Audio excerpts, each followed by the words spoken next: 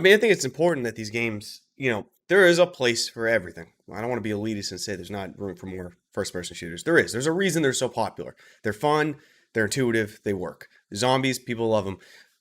I'm not going to get in the topic of why there's those, but there is room for better experiences like Where Thoughts Go.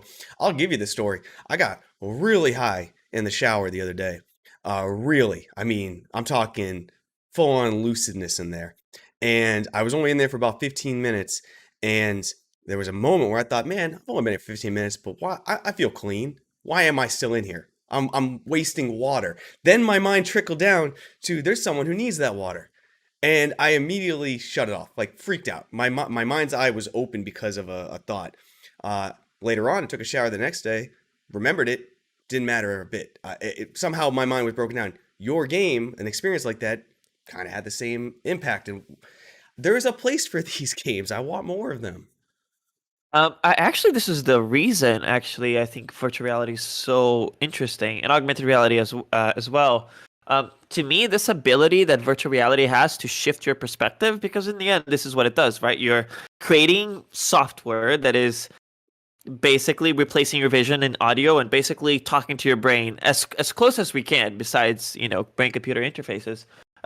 There's a real potential for these experiences to be transformative and to them to change the way we see the world. So you basically there's you before the VR experience and you after. And if we look at these at VR experiences as possibilities to change people and to make them better human beings and to make them more reflective and intelligent and all of that, we can have something really, really awesome in our hands.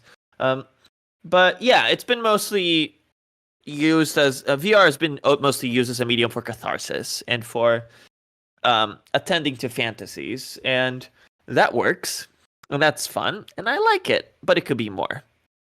Yeah, I'm gonna take you over, Lucas. We lost your video for a second, but I think you're back. I made a tweet today. I was thinking about it, and Where Thoughts Go kind of, yeah, you're back. Trust me.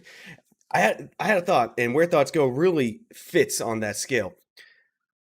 If I'm gonna go play a game, I'm 31 years old. My life since I got my first console is a SNES. I go play a game. Like I'm gonna go play a game. But if I'm gonna go play VR chat, I'm not playing VR chat. I'm meeting up with friends inside VR chat. It is a destination. Just like Where Thoughts Go, that was not a game. That's a destination to express my thoughts. I like the word catharsis, but I think we should stop calling so many things games. They are destinations. This is virtual reality. They are a destination to express our thoughts, and I think it's severely underrepresented. Yeah, games are an outdated. They're an old term. But a lot of things, it's hard to. I just look at it as interactive media because this is what it is, right? It's just media that you're interacting with. You talk to it and it talks to you.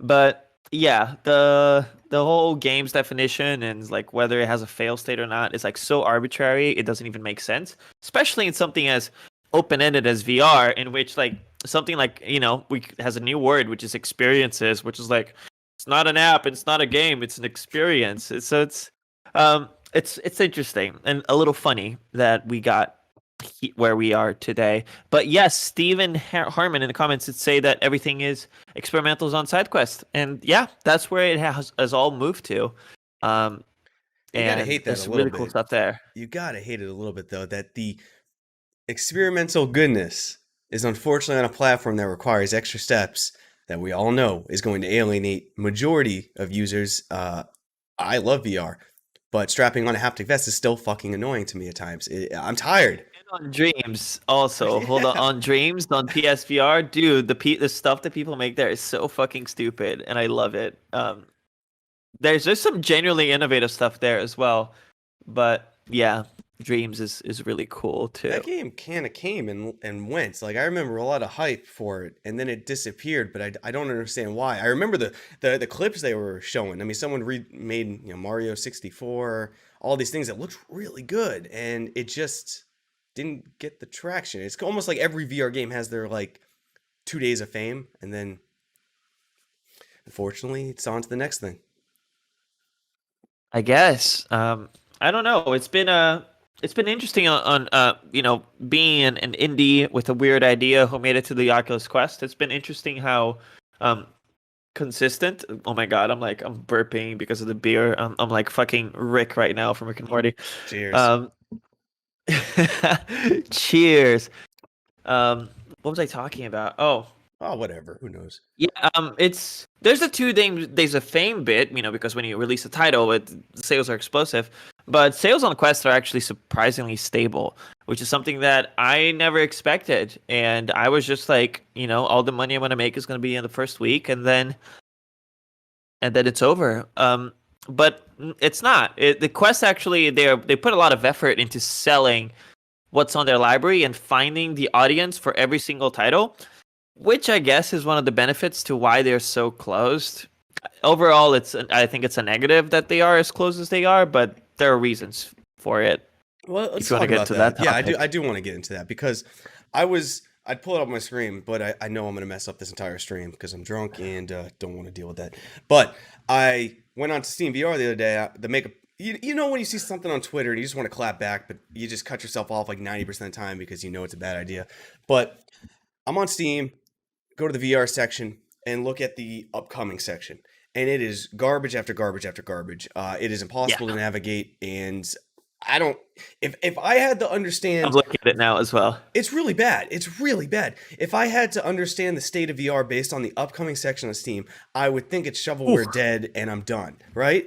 So then I look at the Oculus app, and it's much more put together. I mean, if I pull up my phone, the first 5 games that I see are all like, yeah, these are fun experience. These are good. Like, so there's something to the closed ecosystem. If Gabe would ever get off his ass and fix the Steam storefront, it might be good. But there's something to a closed ecosystem. I'm just gonna be honest. Yeah, and it's I'm someone who always tries to see the positive and negatives of everything, even if there's a fucking nuclear Armageddon and 99% of life is eradicated. I'm gonna try to look at the positives of that as well. Yeah. After it's just who I am. So yeah, there's a lot I don't like about the Quest and how it's handled and the closed ecosystem. And there's a lot that I understand at the same time. I'll be honest. Your game actually has been, even though I own it on Steam, has been recommended to me, and I think it never ceases to amaze me on why it's recommended. I remember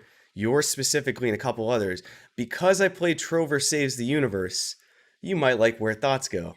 I don't know how that works, but Dude, hey. I wish, man. I still really want to meet Justin Roiland. I hope he will see one of my VR projects and just be like, "Yo, what's up?" But yeah, Justin, if you're listening, hit me up. Hit that subscribe button to stay on top of the daily clips or catch the debates and Fireside Chats live on the main channel down in the video description. See you next time, Space Cowboys.